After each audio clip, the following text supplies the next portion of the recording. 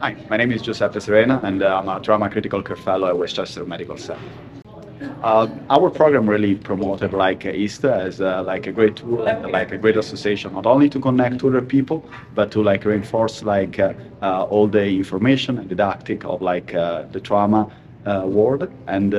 even like to meet new friends as a co-fellow and as attending as well.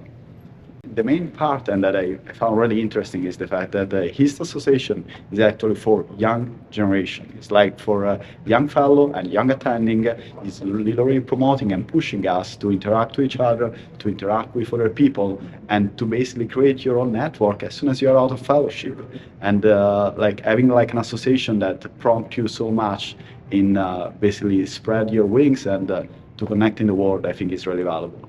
I believe that is a great choice and like a great association to join, not only during fellowship, but even before, like even during your chief residency or your PGY4, or even if you're really particularly interested in trauma as a medical student as well, that would be a great environment even like to find new people over there.